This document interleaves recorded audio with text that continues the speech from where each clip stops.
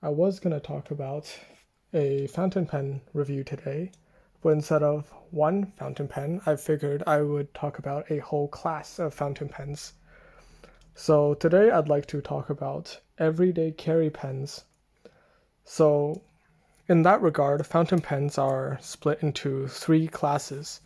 There are desk pens, there are soft desk pens,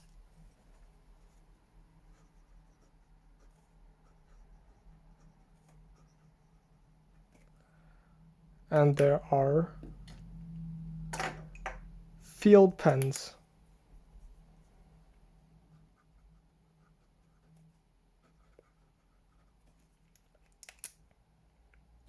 So what does these three classes mean?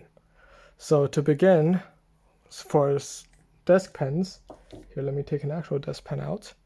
These are pens that have really nice writing experiences and are great pens in their own regard. However, their best purpose is to be on a desk, such as the Pilot Custom 74. There's also pens like the Pelican series, the Pelican M400, M600, the Sailor 1911, Platinum 3776, and pens like that. These pens all have really nice writing experiences, but they're not that durable. If you drop these from desk high, there's a very solid chance you might be breaking something. So make sure you keep those restrained on a desk.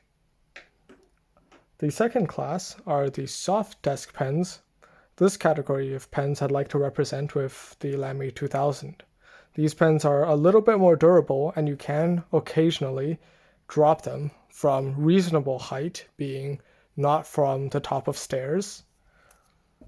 They of course have nice writing experiences too, but there's a few flaws that hold them back from being actual field pens, such as the Lamy 2000's inability to deal with climate change very well, or something like the Lamy Dialog CC's price tag, where even though it'll function fine in the field, if you lose this, that is a lot of money down the drain. And then there is the Penider Avatar, where even though it says it's durable, I would not trust this thing out in the field, and we will talk about that in a little bit. And lastly, we have my favorite class, the field pens. So this category is the Kaweco Brass, the Pilot Vanishing Point, and the Enso Bolt.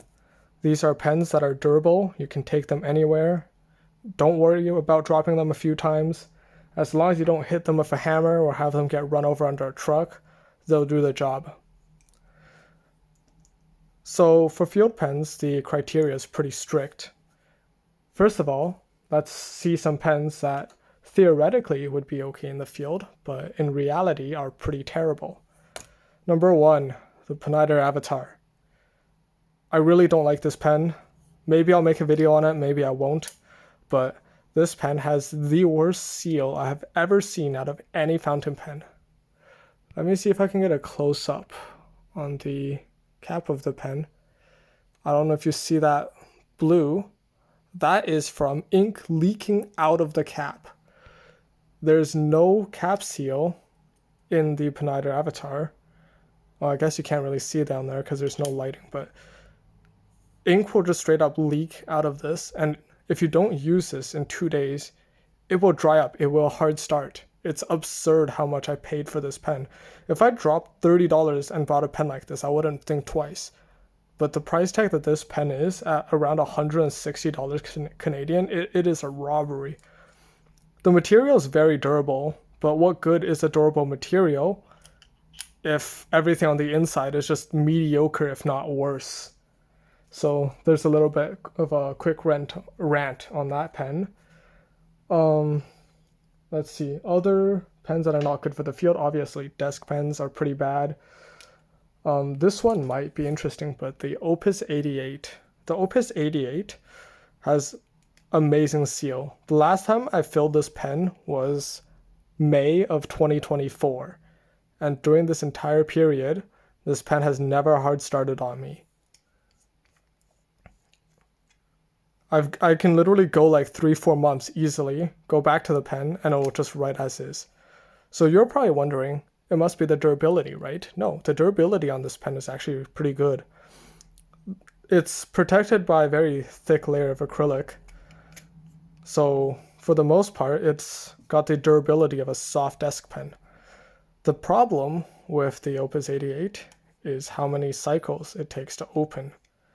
With field pens, you want something that activates very quickly, like the Kaweco Brass Sport, where a single turn will get it uncapped, or something better like the Enso Bolt, where you just press down on the mechanism and it comes out. Another thing you want to avoid are pens that are twist to post. I don't really have one on me right now, but something like the Gravitas Cork, or even the Kaweco Supra, which I thought about getting, but ultimately didn't because I have the Kaweco Brass Sport, right? So the problem with that is you have to post it, and when you're in the field, you become quite forgetful. If you somehow lose the cap, you're in big trouble. So just be careful of that. I'm not saying it doesn't work, I'm just saying it's something to watch out for. And of course, there is the high prices, like the Dialog CC. If you lose this, you're going to be very hurt for very long. So I wouldn't recommend anything over... Well, to be fair, ideally you don't bring fountain pens into the field to begin with. But if you are, try to keep it reasonably cheap. Even something like the Vanishing Point and the Enso Bolt, if you lose these, you're going to be hurting for a long time. So instead, maybe try something like the Jinhao 10 or the Mahjong A1, where they do pretty much everything the Pilot Vanishing Point does, but if you lose that, you're not going to be as butthurt. So let's talk about like some of the best field pens. The Hongdian C1. This is a very good field pen. It's got a very nice converter. It's got a hooded nib, and it's got durable material, and it caps and uncaps very quickly. But most importantly, it's cheap. These are all very good factors. Another thing I haven't talked about with regards to field pens are pistons versus cartridge converters. In the field, you will always want cartridge converters over pistons. The reason for that is, first of all, if something happens with your piston, you're screwed. Second of all, if you run out of ink, you're screwed.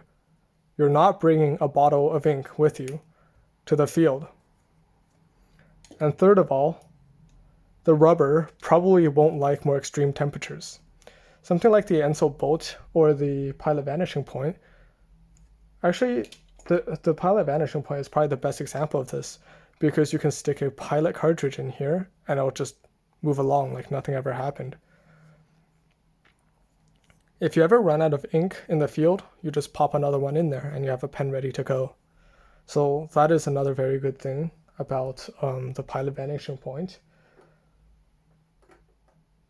So let's talk about some of the good things about soft desk pens.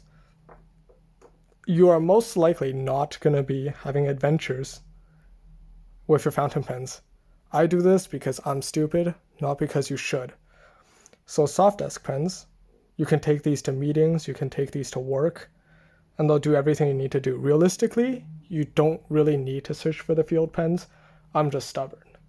So something like the Wingsun 601 is a very good soft desk pen.